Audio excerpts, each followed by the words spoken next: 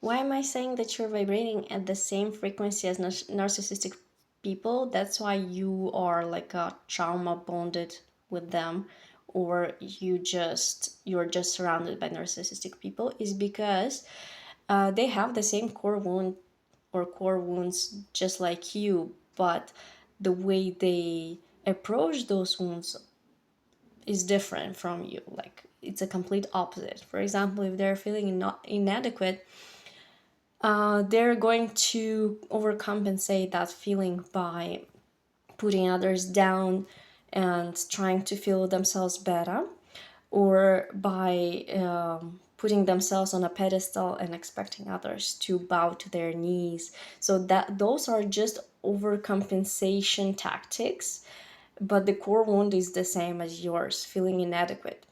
And usually they will be probably treating you in a weird and confusing way, but because of that core wound that you're inadequate, you would feel that you deserve that type of treatment, that you have done something wrong, or that you need to deserve love, that you need to prove yourself, or that you need to provide them with everything you've got in order to be loved or to get the approval that you need.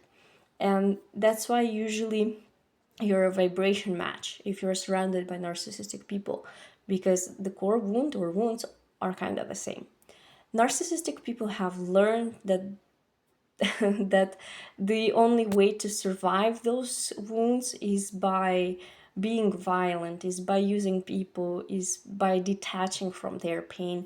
That's why sometimes, or not sometimes, in most often cases, they're very cruel, or they're just too busy thinking how to blame you for everything, and they're just very avoidant of the reality. Not only avoidant, but they're like in denial. They're very lost in a way, but that's their choice. That's what they decided to believe in about the world. While on the opposite, you still have the same wounds. It doesn't mean that you're the same as those narcissistic people because you treat others in a kinder way, but still you are a match, a vibrational match, because of the core wounds that you both have.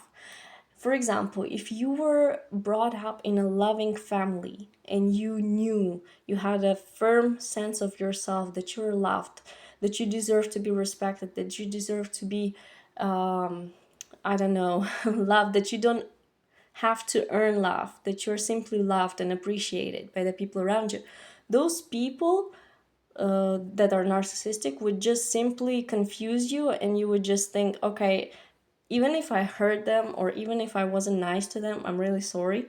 But I know that I'm not a bad person. I know that I don't have to prove myself to them. I know that I don't have to bring everything I have on the table and give them away.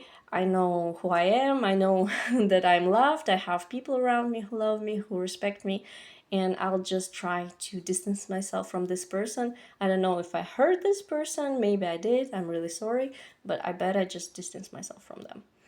And that's how people with healthy upbringing would usually behave in front of narcissistic people. Even if they are lying, if they are confusing, they would just trust themselves, trust the vibes they're feeling, and they wouldn't doubt their whole entire existence or their whole entire personality, even if they did them wrong. They would just feel, oh my God, I'm so sorry. Oh my God, I feel responsible for that.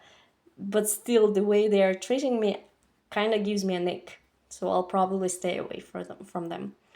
Because, they're inconsistent. And in some moments, you can still see the mask flipping away. You can still see their real faces, how they really think about you or feel about you. Their smile is fake. It's a little bit aggressive. It looks more like, with teeth, like, I don't know. You can feel it. And unfortunately, when you have those core wounds that aren't healed, you kind of tend to, doubt yourself and not really trust your instincts. And you usually tend to put yourself lower than others. That's why uh, sometimes you are surrounded by these people.